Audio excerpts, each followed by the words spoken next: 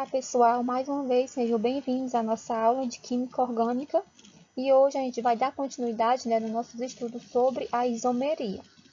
Hoje, particularmente, a gente vai iniciar, vai estudar um outro caso de isomeria, que é a isomeria espacial, ou conhecida também como estereoisomeria, certo? Então vamos lá. Na aula passada, a gente viu o primeiro caso de isomeria, que foi a isomeria plana, ou conhecida também como isomeria constitucional. A isomeria plana, a gente estuda estes 5 casos aqui.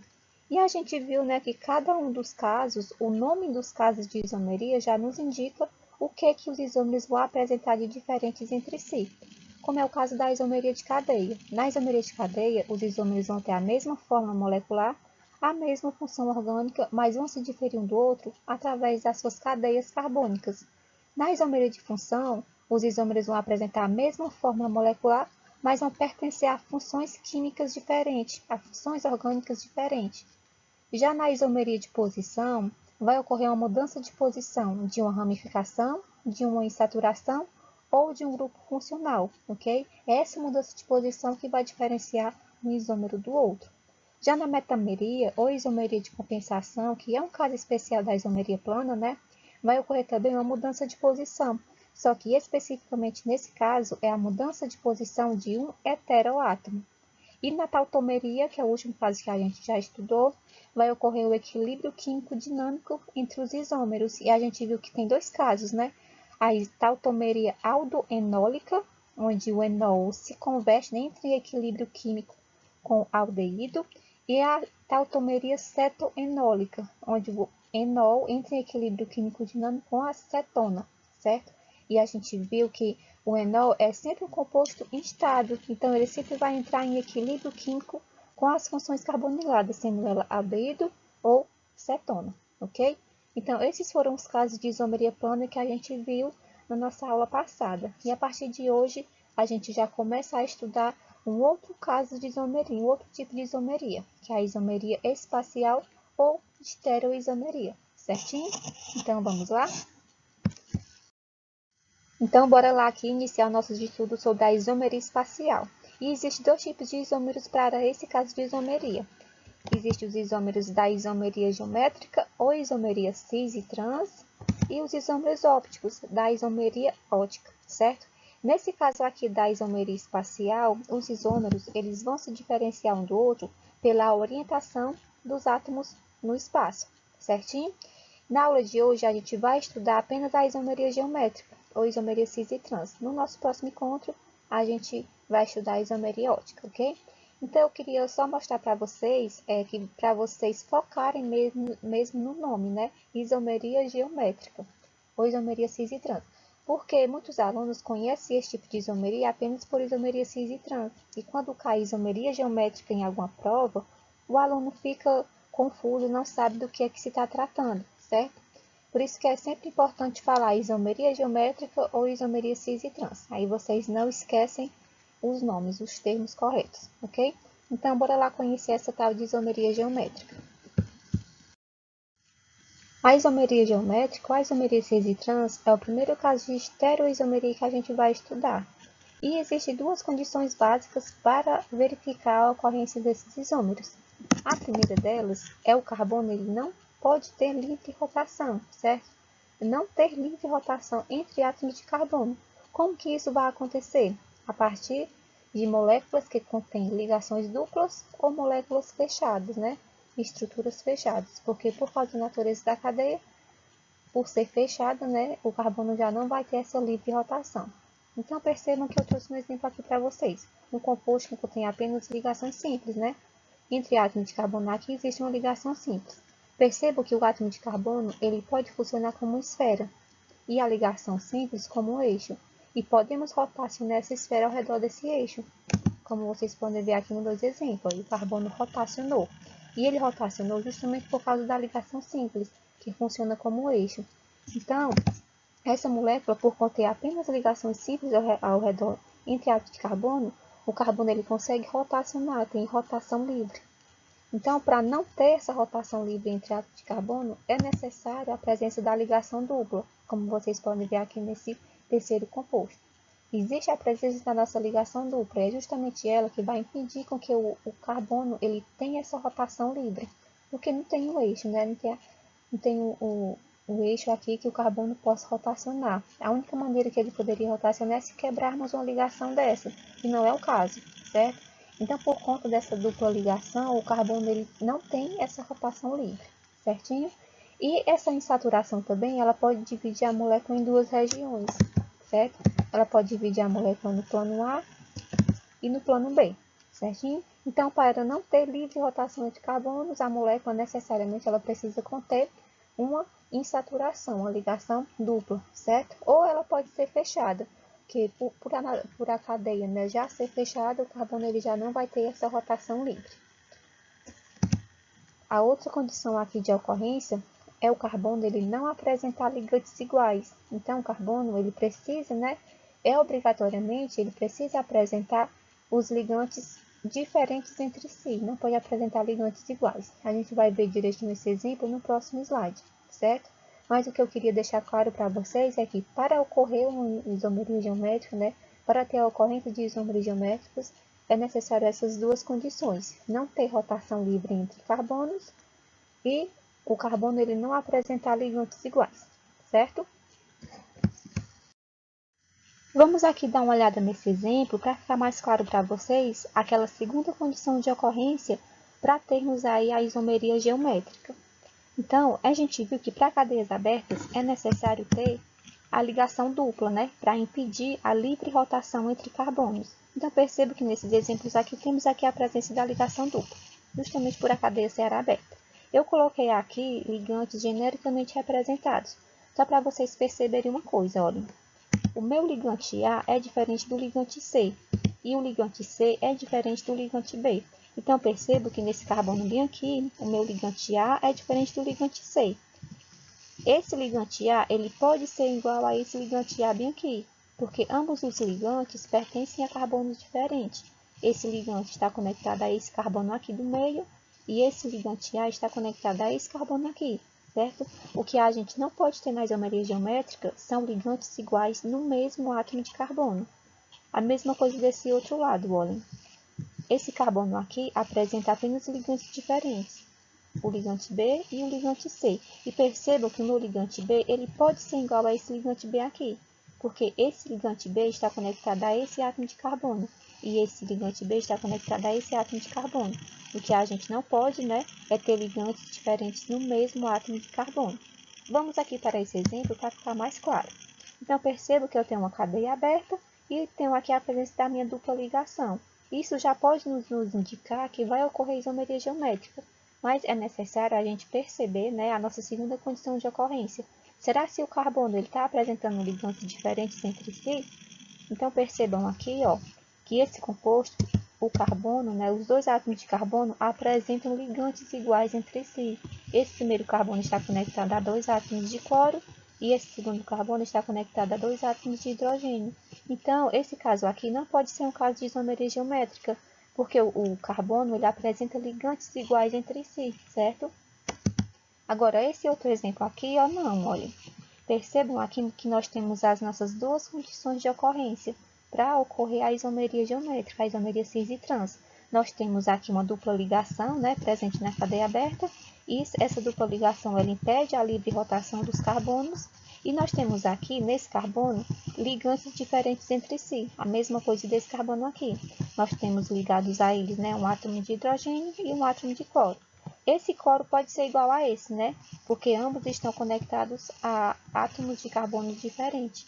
Então, percebo que isso aqui é um caso de isomeria geométrica, porque existe aí a dupla ligação impedindo a livre rotação e os átomos de carbono estão apresentando apenas ligantes diferentes entre si, ok? Então, para identificar a isomeria geométrica é muito simples, certo? Se vocês perceberem essas duas condições de ocorrência, olharem direitinho se trata da cadeia aberta, é necessário ter uma dupla ligação. E o carbono ele precisa estar fazendo ligações, né, ter apenas ligantes diferentes entre si.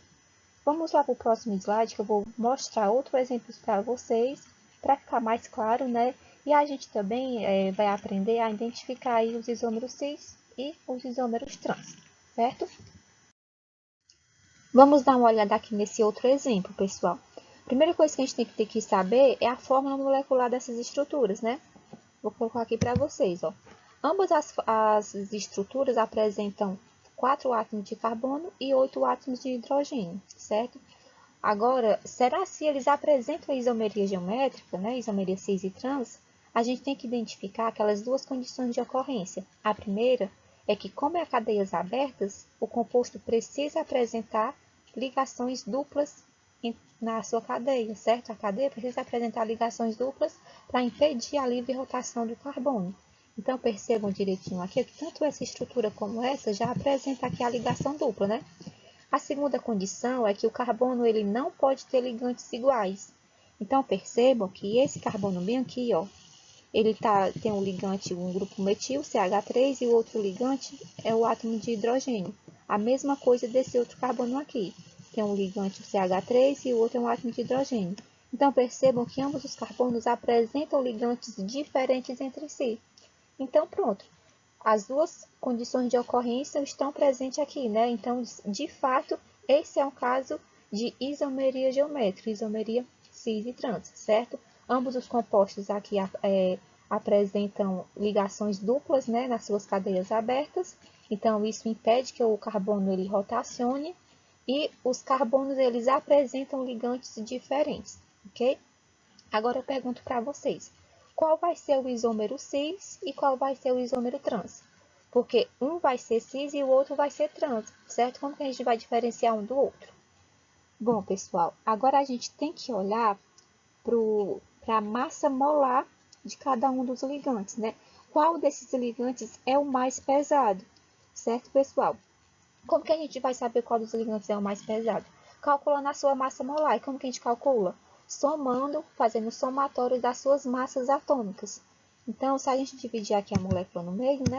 A gente sabe que a ligação dupla faz com que a molécula tenha duas regiões, né? O plano A e o plano B. Então, se a gente dá uma olhadinha lá na tabela periódica, a gente vai ver que a massa atômica do hidrogênio é 1, certo? Então, consequentemente, se aqui o hidrogênio só tem um hidrogênio com massa atômica 1, e aqui tem o carbono, 3 átomos de hidrogênio, então, consequentemente, o ligante aqui CH3 é muito mais pesado do que o hidrogênio, né? Que só tem um e a massa atômica dele é apenas 1, certo? Então, os ligantes mais pesados aqui são o grupo aqui metil, né? O CH3, são os ligantes mais pesados. Então, de acordo com a química, né, em relação à isomeria, os ligantes com maior peso molecular que se encontram do mesmo lado da ligação dupla é chamado de isômero cis, certo? Então, esses dois ligantes aqui, ó, têm maior peso molecular e eles estão do mesmo lado da ligação dupla, estão conectados do mesmo lado da molécula. Então, eles são chamados de isômero cis. Já os isômeros com maior peso molecular, que se encontram de lados opostos da ligação dupla, como podemos ver aqui nesse segundo composto, o grupo metil aqui que é mais pesado que o hidrogênio, ele se encontra de lado oposto do outro grupo metil, né? Então, esse caso aqui, a gente chama esse composto de isômeros trans, certo? Então, podemos dizer aqui que esse primeiro é o isômero cis e o segundo é o isômero trans, certo? Por quê? Nos isômeros cis, os ligantes de maior peso molecular vão estar do mesmo lado da ligação dupla, vão se encontrar do mesmo lado, certo? E os isômeros trans, os ligantes de maior peso molecular vão estar em lados opostos, certo? Então, só é olhar. Se os ligantes mais pesados estiverem do mesmo lado, é isômero cis. Se eles estiverem de lados opostos, né? Então, é isômeros trans, certo? Então, o nome do primeiro composto aqui é o cis-but-2-eno, né? Que é o isômero cis. E o do segundo composto é o trans-but-2-eno, porque se trata aí do isômeros trans, certo? Então, facinho de identificar, né, pessoal? Só é calcular a massa molar de cada um dos ligantes, verificar qual é que tem o peso maior. Os ligantes com peso maior, e se eles estiverem do mesmo lado da ligação dupla, é chamado de isômero cis, ou se eles estiverem de lados opostos da ligação dupla, é chamado de isômeros trans. Certinho? Vamos lá ver um outro caso no próximo slide. Vamos aqui dar uma olhadinha nesse exemplo aqui, pessoal, de isômero de cadeias fechadas. Então, a primeira coisa que a gente tem que saber é a fórmula molecular dos compostos, né? Se eles apresentam a mesma fórmula molecular. E eles apresentam mesmo, pessoal. Ambos têm 3 átomos de carbono e 10 átomos de hidrogênio, certo? Agora a gente tem que ver se de fato eles apresentam isomeria geométrica. A gente tem que verificar aquelas duas condições de ocorrência, né? Se o carbono ele não tem livre rotação e se ele também não apresenta ligantes iguais entre si. E percebo como é cadeia fechada, pela natureza da cadeia, o carbono ele já não vai ter essa livre rotação, ok? Então a gente tem que olhar agora só os ligantes do carbono. Percebam aqui que nesse primeiro composto, olha, esse carbono ele apresenta um ligante aqui que é o grupo metil e o hidrogênio. Esse aqui é a mesma coisa, então os ligantes são diferentes, né? Esse outro do mesmo jeito, apresenta um grupo metil aqui e um hidrogênio aqui, certo? Ambos os carbonos aqui apresentam ligantes diferentes. Então esse aqui é um caso de isomeria geométrica. Agora temos que identificar qual é o isômero cis e qual é o isômero trans, né? E a gente aprendeu no slide anterior que os isômeros cis, para ser um isômero cis, né, os ligantes de maior peso molecular precisam se encontrar do mesmo lado. E quando esses isômeros de maior peso molecular se encontram de lados opostos, vai se tratar aí dos isômeros trans, certo? Como que a gente calcula o peso molecular, né, dos ligantes? Somando as massas atômicas de cada um deles. Aqui nós já não vamos precisar somar, porque a gente já viu, né, que o CH3 é muito mais pesado que o hidrogênio, né, que a massa atômica dele é apenas 1. Então, o grupo aqui metil é muito mais pesado que o hidrogênio. Então, os dois ligantes de maior peso molecular se encontram aqui do mesmo lado. Então, esse aqui se trata do isômero cis. Já nesse outro composto aqui, ó, os ligantes de maior peso molecular estão de lados opostos. Então, esse aqui é um caso de isômero trans, certo? Então, só para mostrar aqui para vocês como é fácil identificar os isômeros cis e os isômeros trans, certo? E como que a isomeria cis e trans está presente no nosso dia a dia, né, pessoal? Se vocês estão conseguindo enxergar essa videoaula, né, ler esses slides nesse momento, é justamente por conta da isomeria cis e trans. É porque nós, pessoal, só conseguimos enxergar graças à conversão da cis-retinal em trans-retinal, que são justamente essas moléculas que eu coloquei bem aqui, ó. Essa aqui é a cis-retinal e essa bem aqui é a trans-retinal. Note uma coisa também, que ela já nos traz a ligação dupla na sua conformação, certo? Essa dupla aqui, ó, está na sua conformação cis e essa dupla bem aqui está na sua conformação trans, certo? Então, nós só conseguimos enxergar graças à conversão de milhões e milhões de vezes por segundo da cis-retinal e da trans-retinal. Por quê, né, pessoal? É porque nossa retina possui células receptoras de luz, que a gente chama de fotorreceptoras. E lá existem proteínas chamadas de opsinas, que é justamente essas proteínas aqui, ó. Proteína opsin, ok? E ela possui em suas estruturas moléculas chamadas de cis-retinal, certo? Então, essa molécula aqui, a cis-retinal. E quando a luz incide no nosso olho e atinge as fotorreceptoras, né? A cis-retinal, ela se isomeriza, se transformando em transretinal. Então, essa transformação, ela gera um impulso elétrico que é enviado ao nosso cérebro e as imagens, elas são interpretadas pelo cérebro e compõem o que estamos vendo, ok? Depois de formar as imagens, a transretinal, novamente ela se converte em cisretinal para pegar, né, receber mais luz e formar assim mais imagens. E isso acontece milhões e milhões de vezes por segundo, e assim ocorre o processo, né, de formação das imagens daquilo que nós estamos vendo. E esse processo ele é feito por meio de uma enzima, a enzima chamada de retina isomerase, ok? Então, se vocês estão conseguindo enxergar essa videoaula nesse momento, é justamente por causa da conversão da cis-retinal em transretinal, certinho? Interessante, né? Então, essa foi a nossa aula de isomeria cis e trans, pessoal. Eu espero que vocês tenham compreendido, né, como identificar esse tipo de isomeria. É bastante interessante, também cai muito em algumas provas, mas se vocês estiverem com alguma dúvida, basta rever toda a aula novamente, porque vocês vão ficar craques em identificar esse tipo de isomeria, certo? Essa foi a literatura utilizada na aula de vocês, pessoal. Se vocês quiserem dar uma olhadinha para aprofundar mais os conteúdos, né, os estudos de vocês, podem ficar à vontade para acessar essas referências. No nosso próximo encontro, a gente vai estudar o último caso de isomeria espacial, que é a isomeria ótica. E vocês vão ver que é bastante interessante. Então, bons estudos e até a próxima aula.